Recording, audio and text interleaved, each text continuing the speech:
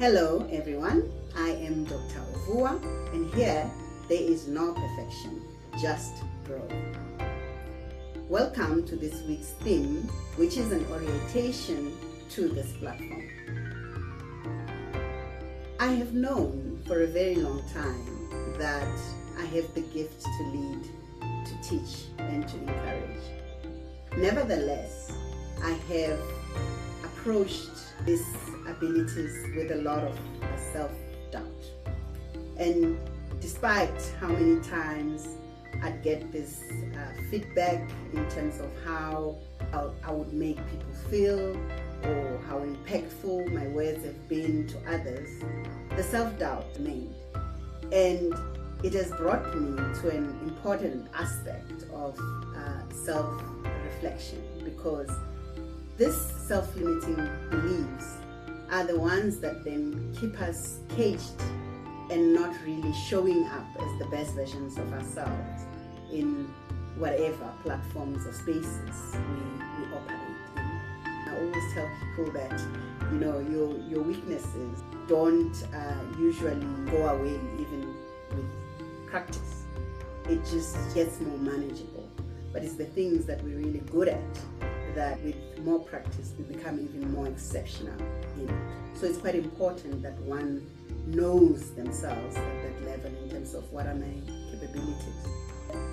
And it is in that quest to know myself that I believe I have arrived at this platform. So take this as an accelerated journey to self-mastery if you so wish. It is in self-reflection that I find growth. As I said, I have taken a very keen interest in understanding myself and how I show up in the world. So I'm fully immersed in the learning of my identity, why I react the way I react when certain things happen, why I'm even finding myself in some of the situations that I find myself in. What was my role that put us there? It is important for me to always take that time to reflect so that I do not feel like life is happening to me, but I feel that I am injecting, the relevant inputs so that when the outputs come out, they don't feel like random things that just happened to me. It's very important that I reflect on what my contribution has been. What have I done or what have I ignored?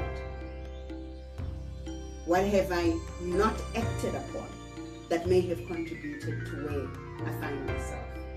Be it rejection, be it betrayal, abandonment.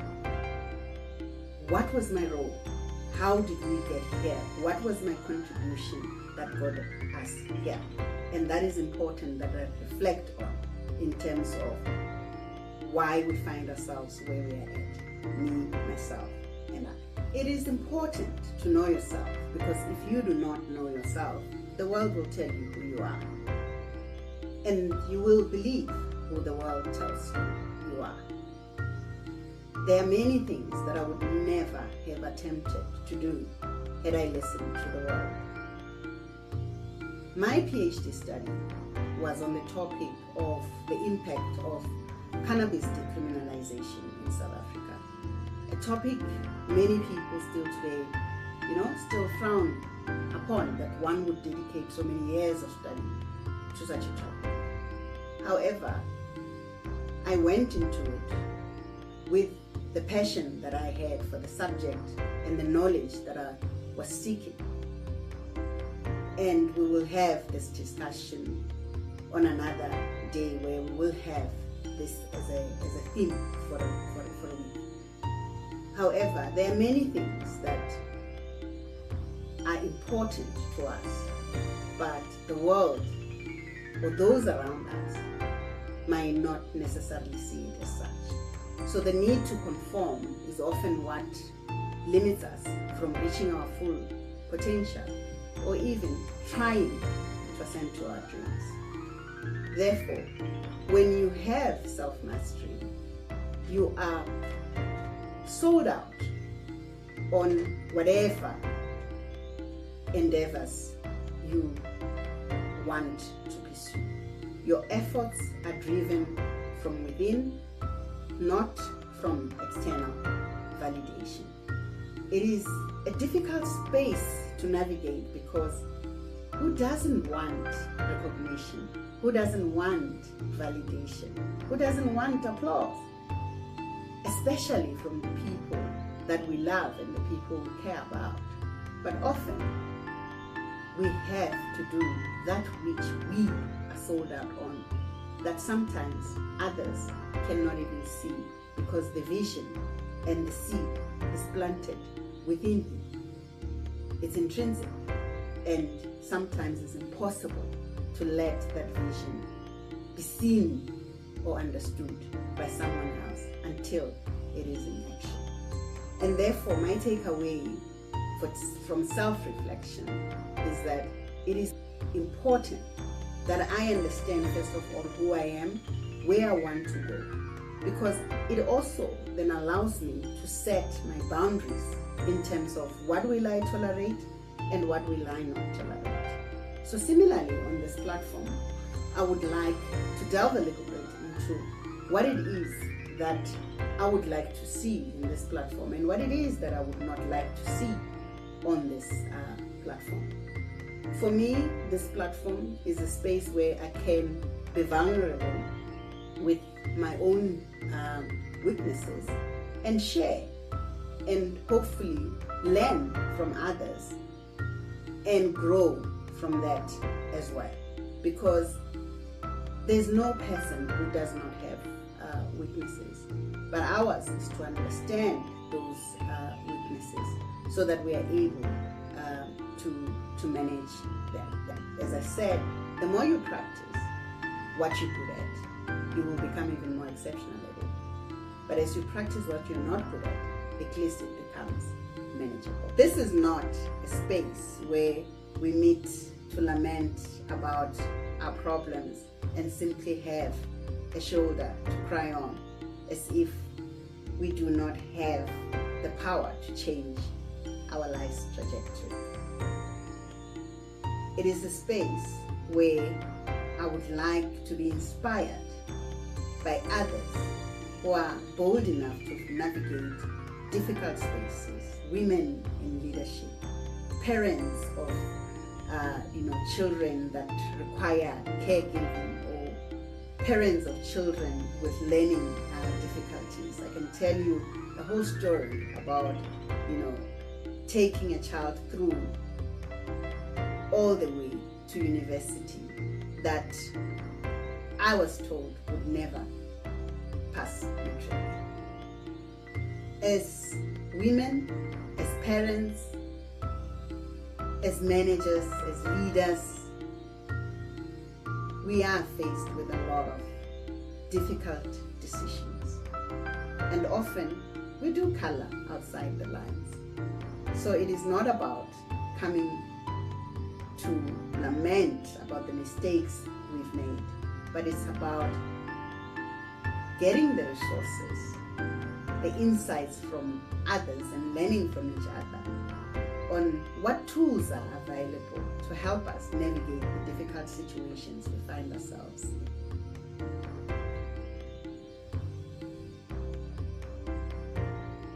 I often joke and say that I have self-diagnosed ADHD, and that is because I've always found that I've got too many pots on the stove.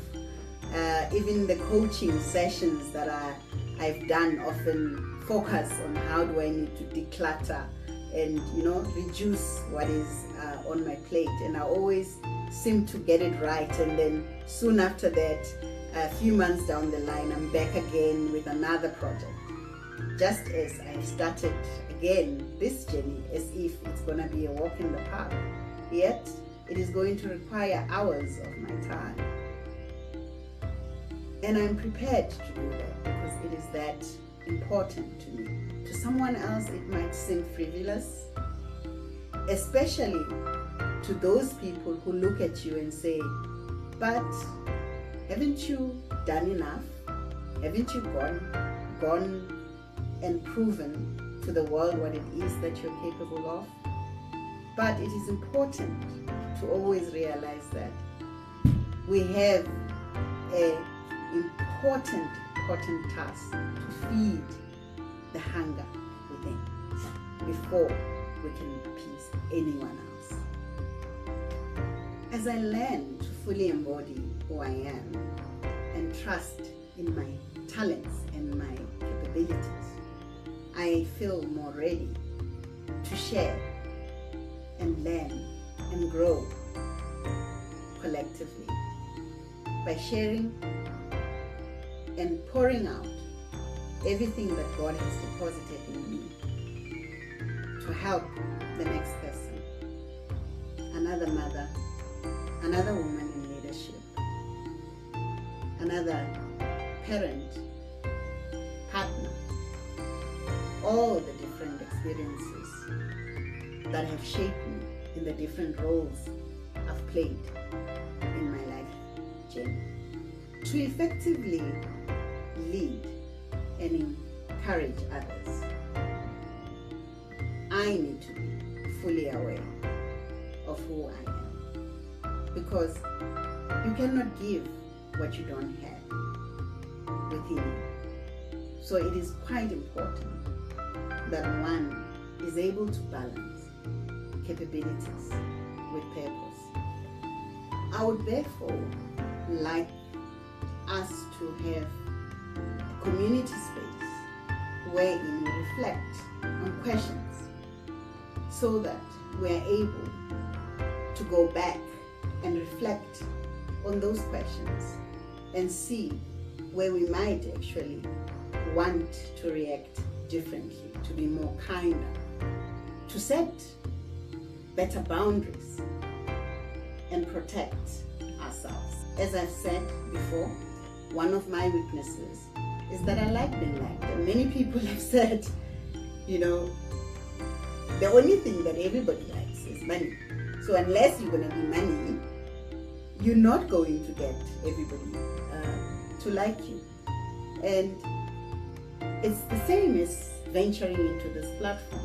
It's not going to be everybody's cup of tea, and that's okay. You will always find your tribe.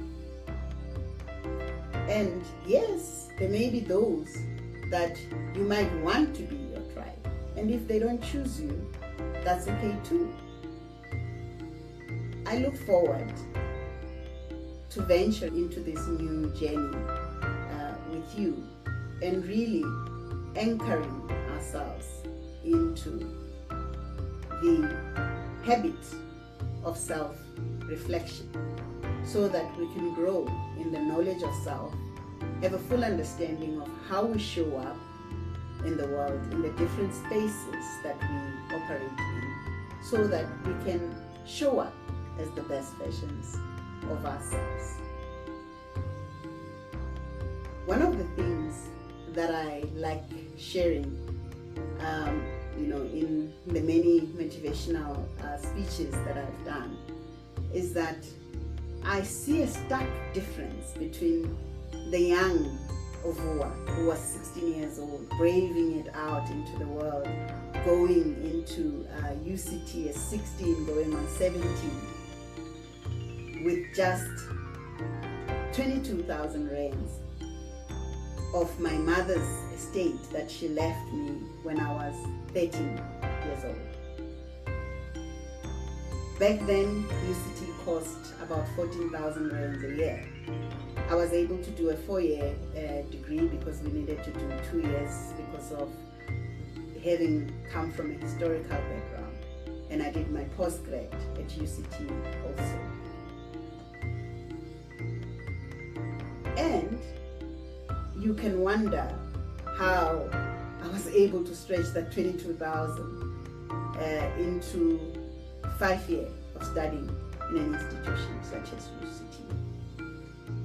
but it was the bold tenacity that I had when I was young, when I was fearless, when I was not listening to the voices from outside that were telling me that I cannot do this, I cannot do that, or I'm not good enough.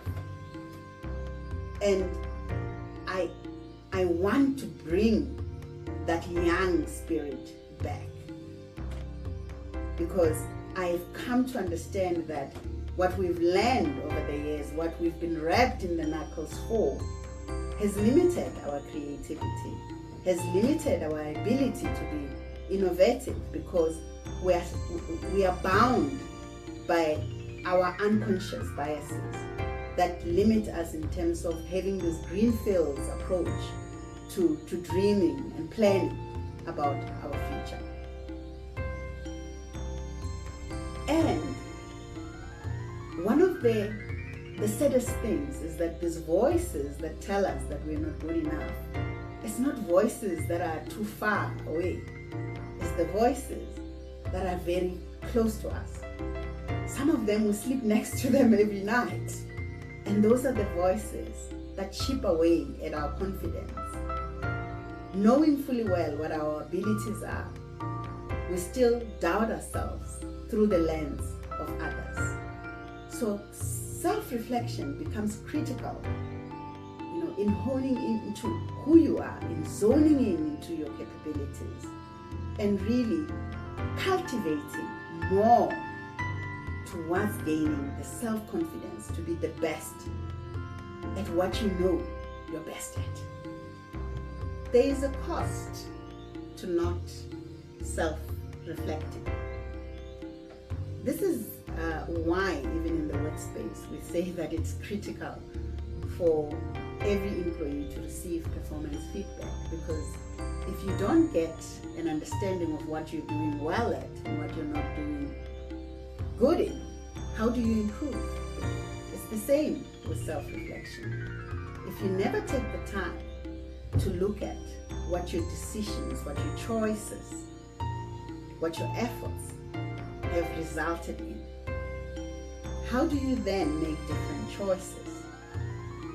How do you put more of an effort or less of an effort if you don't understand how you got to where you are? So the cost of not self-reflecting is that you lose the ability to have self-compassion, because you might blame yourself for everything that is going wrong around you without giving yourself grace. You may also walk away from something that you're really good at or that you're pretty aligned to, because you haven't taken the time to understand why it didn't work the first time. Also, you can find yourself in the wrong allegiances, the wrong relationships, the wrong partnerships, because you haven't taken the time to see, is this path I'm walking with this person really taking me to where I want to go? Is this experience what I envisaged, what I deserve, what I'm worth? Or am I perhaps worth of more or something different? If we don't take the time to reflect, we don't grow.